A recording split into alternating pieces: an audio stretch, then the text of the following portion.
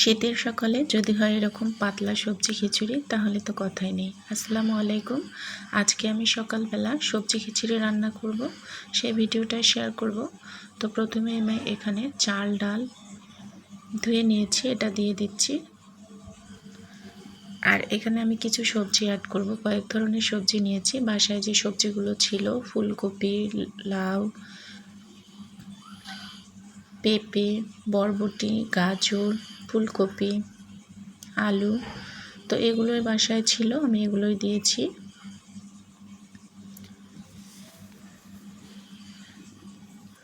তো সবগুলো সবজি আমি এখানে দিয়ে দিচ্ছি। এখন আমি এখানে কাঁচামরিচ দিয়ে দিলাম, পেঁয়াজ কুচি দিয়ে দিচ্ছি, আদা রসুন বাটা দিয়ে দিব, তারপর এখানে জিরা বাটা আর সাথে সাদা এলাচ গোলমরিচ বেটে দিয়েছি।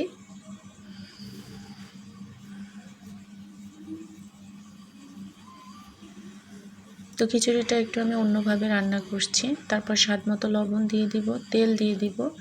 এখন আমি পানি দিয়ে দিচ্ছি।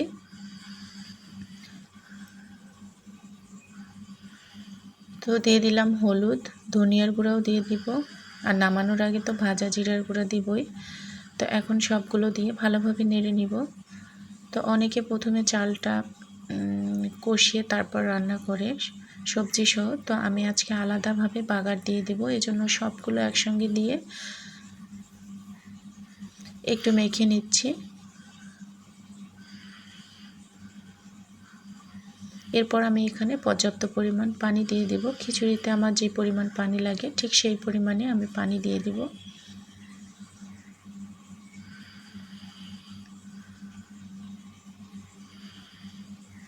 তো এখন আমি ঢাকনা দিয়ে দিচ্ছি। আর পাশের চুলায় আমি বেশি করে রসুন পেঁয়াজ নিয়েছি বাগার দেওয়ার জন্য। তো এইভাবে খিচুড়ি রান্না করে যদি উপর থেকে বাগার দেওয়া যায়, সেই খিচুড়িটাও খেতে কিন্তু অনেক মজা হয়। আর সবজি খিচুড়ি একটু পাতলাই হয়। তো এরকম ঢাকনা খুলে বারবার একটু করে নেড়ে দিব যাতে নিচে লেগে না যায়।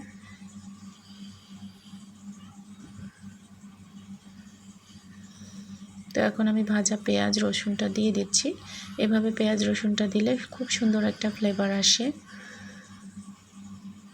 এখন দিয়ে দিলাম ভাজা জিরার গুঁড়া। তো আর কিছুক্ষণ জাল করে নিয়ে আমি খিচুড়িটা নামিয়ে নিব, কারণ সবজি খিচুড়ি তো পাতলা পাতলাই খেতে ভালো লাগে।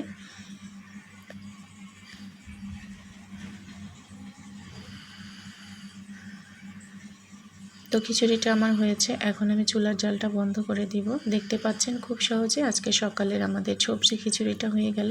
আশা করছি ভালো লেগেছে।